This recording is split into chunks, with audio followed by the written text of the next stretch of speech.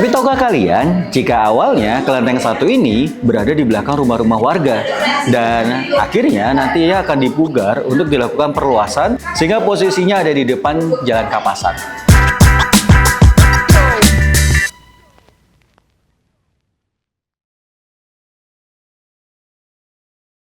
Jadi kali ini eksplorasi Lop Surabaya berkunjung di sebuah kelenteng.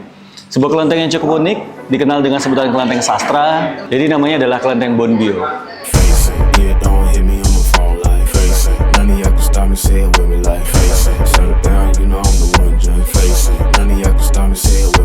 Sebuah kelenteng yang terletak di Jalan Kapasan, wilayah Surabaya bagian utara, berdiri pada era tahun 1883. Jadi uniknya, kalau biasanya kelenteng ada di dalam, kelenteng ini memiliki filosofi sebagai buku yang terbuka. Makanya kelenteng Bonbio sering dikenal sebagai kelenteng sastra. Dan keunikan lainnya, kelenteng ini ternyata kelenteng untuk umat Konghucu. Jadi kalau biasa kita bisa menemukan kelenteng Tridharma di Indonesia, kelenteng Bonbio Surabaya tidak akan menemukan altar atau sinci, karena kelenteng ini hanya khusus untuk orang-orang penganut ajaran Konghucu. Tapi tahukah kalian, jika awalnya kelenteng satu ini berada di belakang rumah-rumah warga dan akhirnya nanti ia akan dipugar untuk dilakukan perluasan sehingga posisinya ada di depan Jalan Kapasan.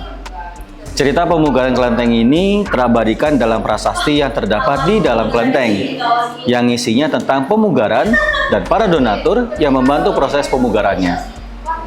Bangunan kelenteng yang saat ini kita saksikan dibangun pada masa pemerintahan Belanda, sehingga secara arsitektur mengangkat 3 gaya, yakni Tionghoa, Belanda, dan juga Jawa. Di bagian teras, kita bisa menemukan 4 pilar dengan ukiran naga, dan terdapat sepasang patung singa atau coksai. Keunikan lainnya itu terdapat di bagian dalam, yakni lantai dan langit-langit bangunan serta jendela yang besar bergaya Belanda.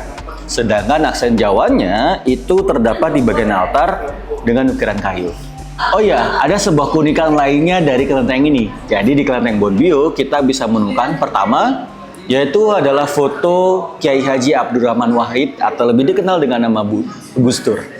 Beliau dikenal sebagai Bapak Toleransi karena beliau adalah orang yang pertama kali mengizinkan hari libur untuk upacara keagamaan seperti Waisak dan lain sebagainya. Dan yang kedua, di sini kita bisa menemukan patung dari Nabi Konghucu yang ternyata hanya ada 50 di dunia, salah satunya dari kota Surabaya. Itu dia catatan kaki tentang Kelenteng Bonbio Kapasan. Kira-kira kita akan main kemana lagi? Jangan lupa di follow, like, dan subscribe YouTube-nya Lop Surabaya.